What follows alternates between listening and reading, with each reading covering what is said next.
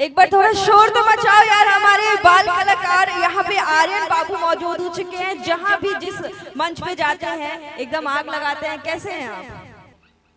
सबसे पहले हमारे बाबू आप सबके पांव छू के प्रणाम करतानी। आज गोपालगंज सिवान की धरती पे हमरा आवे के मौका मिलल आप सबके बीच, बहुत खुशी की बात बाटे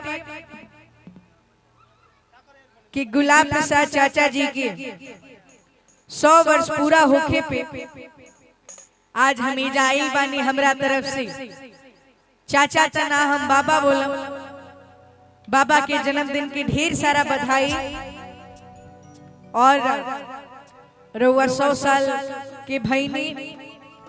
हम सबके बात की बहुत खुशी बा और बस रउआ से ही दीर्घायु रही, सालों साल जी। दिल से आभार आप सबके साथ ही साथ बाबा की बेटा हमारा आदरणीय जनार्दन प्रसाद चाचा जी के, जिनका आशीर्वाद मिलल हमरा के, निशांत मुकुल भैया, सुशांत जी, अनिरुद्ध जी, योगेंद्र प्रसाद जी, सबके दिल से आभार।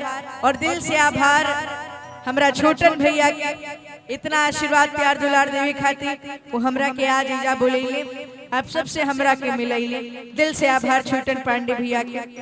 और आप सबके आज जन्मोत्सव के कार्यक्रम में हम आप सबके बीच आइल वाली, साथ ही साथ रउआ सबके बीच हमनी के भोजपुरी माटी के स्तंभ, सरस्वती के पुत्र हमनी के राजन बाबा के पूरा म्यूजिशियन टीम सबके हमार प्रणाम बाटे। और बस रउआ लोग के आशीर्वाद मिलत रहो। साथ ही साथ हमनी के भोजपुरी के सुपरस्टार रितेश पांडे भैया के भी आगमन आप सबके बीच बहुत जल्द होखे वाला बा। भैया के स्वागत बाटे। साथ ही साथ काफी बढ़िया गायिका हमार गुरु निशा उपाध्याय दी के भी आगमन आप सबके बीच होखे वाला बा। अंकिता सिंह दी बाड़ी, साथ में हम भी मानी हमनी के सुभाष राय भैया, काफी बढ़िया सिंगर। हमनी के जितना भी यूट्यूबर वाले भैया लोग आयल बने सबके हमारे प्रणाम बाटे। और जितना भी चाचा भैया, माता बहन, प्यारा प्यारा भाई लोग आयल बने, सबके दिल से धन्यवाद। रउआ सबके आशीर्वाद से हम भोजपुरी में 50 गो फिल्म करनी, सैकड़ों एल्बम करनी, सैकड़ों स्टेज शो करनी। आज के जन्मोत्सव के कार्यक्रम में कुछ गावे खाती, कुछ सुनावे खाती आइल बानी। आई माई के एक भजन से शुरुआत, कहीं कि आज जब हमनी के एक कार्यक्रम में आवत रही जा, थावे वाली मैया के मंदिर से जैसे ही गुजरनी जा, हमरा गाड़ी के एक्सीडेंट हो गई। पीछे से एगो गाड़ी वाला, आगे रहे स्कॉर्पियो, तो हमारा स्कॉर्पियो रुकल, तो पीछे से एक भैया की गाड़ी रहे, हमरा गाड़ी के पीछे से ठोक दिले। लेकिन बहुत बड़ा हादसा टलल। थावे वाली मैया के दिल से धन्यवाद। मैया के नाम ले ली जा, दर्शन करे के समय ना रहे, कहीं के कार्यक्रम में पहुंचे के रहे, तो गाड़ी में बैठले मैया की जयकारी लगैनी जा। और शायद मैया के आशीर्वादे बाटे कि आज सही सलामत आप सबके बीच हम प्रोग्राम करता। नहीं बहुत बड़ा हादसा टल, तो हम चाहता नहीं कार्यक्रम की शुरुआत होके मैया के भजन होके, उससे पहले मैया के एगो जयकारी लागे, ओकरा बाद हमने के कार्यक्रम शुरू करी जा। प्रेम से बोली सच्चे दरबार की। गोपालगंज सिवान के धरती के आवाज नहीं खे, तनी जोर से। थावे वाली मैया बगल में ही बाड़ी, साउंड वाले भैया थोनी सा बंदे आते हैं। प्रेम से बोली थावे वाली मैया की। वाह, तबला के छाती के टोन। हाँ, थोड़ा देख लीजिए साउंड वाले भैया, लेकिन साउंड बहुत प्यारा बा। आई माई के एक भजन से शुरुआत, स्केल बी।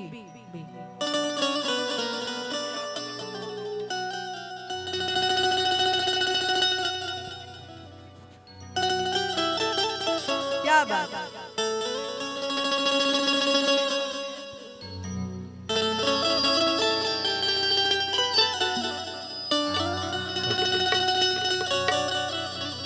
कि शारदा भवानी राखा सभा बीच पानी। माई के लेवल बढ़ा दी भैया कि दोनों हाथ जोड़े पड़ी, आरे पैया हो मैया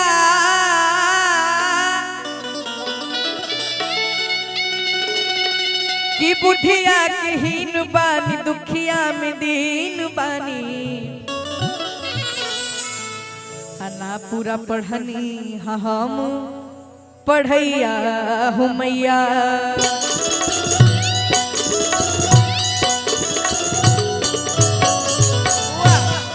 कहे के बाका कि शिव का तुहर जो है बटिया आरे नाही हुवैलू कहवा रथ बिलमैलू तो कवना सेवकवा परलो पैलू आ कहवा रथ बिलमैलू। आवे की बारा जन बाबा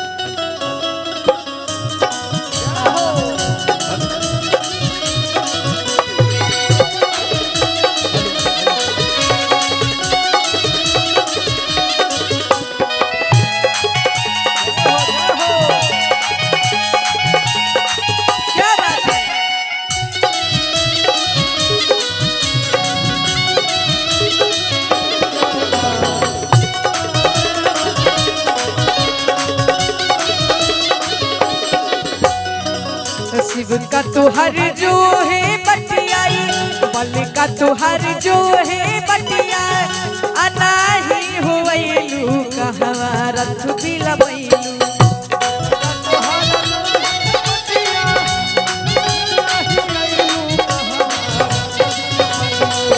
बल का तुहर जो है बटिया नाही हुवैलू कहवा रथ बिलमैलू।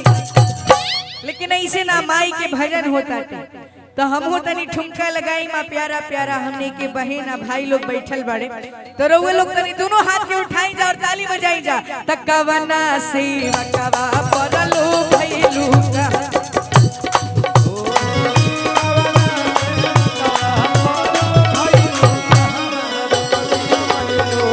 कवना सेवकवा परलो भैलू कहवा रथ बिलमैलू।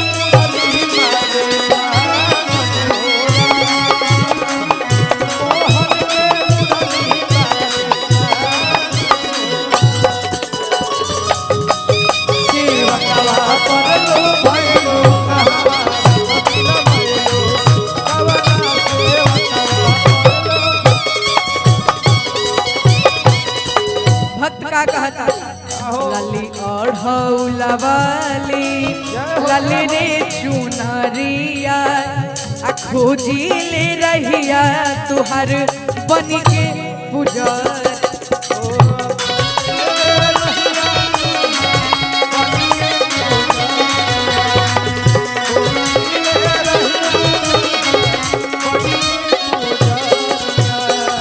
लली ओढ़ौलवाली लाले रे चुनरिया खोजी ले रहिया राउर बन के पुजारी।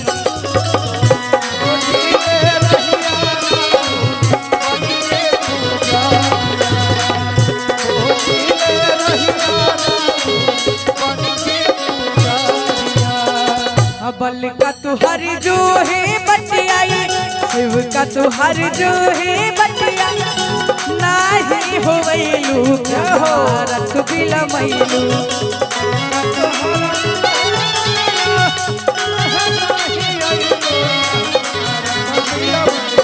और हमारा आग्रह बाटे जनार्दन चाचा जी से अगर उनका तक हमारा आवाज पहुंचल बाटे तो चाचा जी 2 मिनट से हमारा आग्रह बाटे रहुआ से कि 2 मिनट खातिर मंच पे आ जाए रहुआ काहे कि बाबा जी असक्षम बानी बैठल बनी तब चाचा जी से हमारा आग्रह बरहुए आ जाए।